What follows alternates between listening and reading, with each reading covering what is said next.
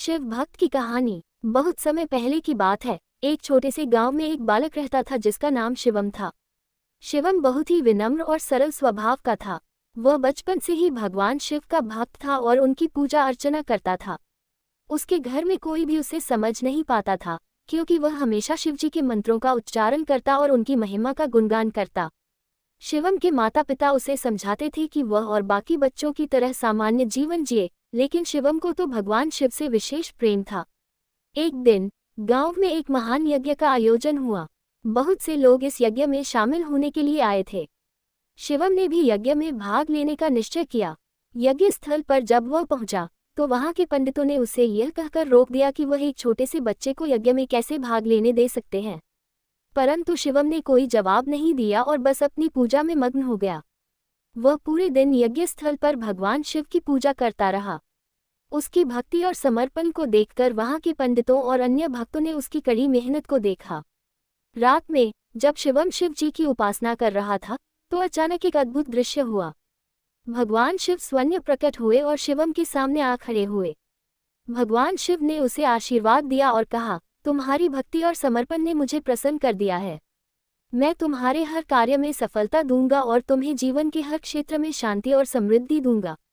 शिवम ने भगवान शिव के दर्शन किए और उनकी कृपा से उसे अत्यधिक शांति मिली। वह फिर पूरे गांव में भगवान शिव के संदेशों का प्रचार करने लगा। गांव वाले उसकी भक्ति देखकर प्रभावित हुए और उन्होंने भी भगवान शिव की पूजा करना शुरू किया। शिवम का जीवन एक आदर्श बन गया और वह सबके लिए प्रेरणा का स्रोत बन गया। शिवम के जीवन में भगवान शिव की उपासना के बाद कई परिवर्तन आए। वह अब केवल एक भक्त ही नहीं बल्कि सभी के लिए प्रेरणा स्रोत बन चुका था। शिवम ने गांव में शिव के उपदेश फैलाने के लिए एक आश्रम बनवाया।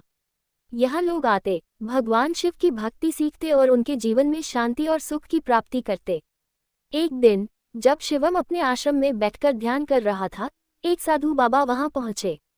साधु बाबा ने शिवम को देखा और कहा, तुम बहुत प्यारे भक्त हो, लेकिन तुम्हारी भक्ति में एक कमी है। शिवम ने हैरान होकर पूछा, कमी? बाबा, मैं तो पूरी श्रद्धा और निष्ठा से शिवजी की उपासना करता हूँ, फिर यह कमी कैसे हो सकती है?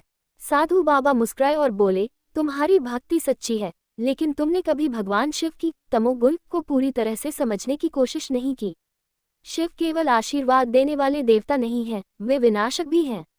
अगर तुम वास्तव में भगवान शिव को समझना चाहते हो तो तुम्हें ये भी जानना होगा कि वे तामसिक शक्तियों के नियंत्रण में रहते हैं और उन्हें नियंत्रित करना भी तुम्हारी भक्ति का हिस्सा है। शिवम सोच में पड़ गया। वह समझ गया कि भगवान शिव की पूजा केवल प्रेम और भक्ति की नहीं बल्कि ज्ञान और आत्मनिर्भरता की भी होनी चाहिए। इसलिए उसने एक नई राह अपनाई। वह अब केवल ध्यान और भजन नहीं करता था बल्कि जीवन के हर पहलू में आत्मज्ञान की ओर भी बढ़ने लगा। कई वर्षों तक शिवम ने ध्यान और साधना की। उसने कई कठिनाइयों का सामना किया, लेकिन कभी हार नहीं मानी। एक दिन जब शिवम गहरे ध्यान में था, अचानक उसका मन एक अद्भुत अनुभव से भरा हुआ था। वह जैसे शिव जी के सानिध्य में था। भगवान शिव ने उसे दर्शन दिए और कहा, शिवम, तुमने मेरी हर शक्ति और गुण को समझा है। अब तुम मेरे परम भक्त हो और तुम्हारे जीवन में हर प्रकार का सुख होगा। तुम्हारी भक्ति ने तुम्हें सच्चे ज्ञान से भर दिया है। शिवम के जीवन में वह क्षण अविस्मरणीय था। उसे यह एहसास हुआ कि भगवान शिव की भक्ति केवल बाहरी पूजा तक सीमित नहीं है बल्कि आत्मा की गहराई से जुड़ी हुई है। शिवम ने जीवन भर अपनी भक्ति को हर क्षण में जीवित रखा और खुद को और दूसरों को हर कठिनाई के बावजूद शिव के परम प्रेम और आशीर्वाद के साथ जीवन जीने की प्रेरणा दी। वह अब न केवल अपने गांव में बल्कि आसपास के सभी गांवों में भी शिव के उपदेश फैलाने में सक्रिय था। उसकी बातें लोगों के दिलों को छूती थीं। शिवम का जीवन एक मिसाल बन गया और लोग उसे शिव का सच्चा भक्त कहने लगे। उसका जीवन ये साबित करता था कि भगवान शिव की भक्ति में केवल पूजा ही नहीं बल्कि जीवन के हर पहलू में उनकी उपस्थिति और मार्गदर्शन का अनुभव करना होता है। शिवम का संदेश आज भी लोगों के दिलों में जीवित है। जब तक हम भगवान शिव की कृपा और उनके अद्वितीय गुणों को समझते हुए अपने जीवन को साधते हैं, तब तक हम सच्ची भक्ति के मार्ग पर चलने में सफल होते हैं। इस तरह शिवम का जीवन एक दिव्य उदाहरण बन गया और वह भगवान शिव के अटल भक्त के रूप में इतिहास में अमर हो गया। हर हर महादेव। जय शिव शंकर की जय। महाकाल जी की।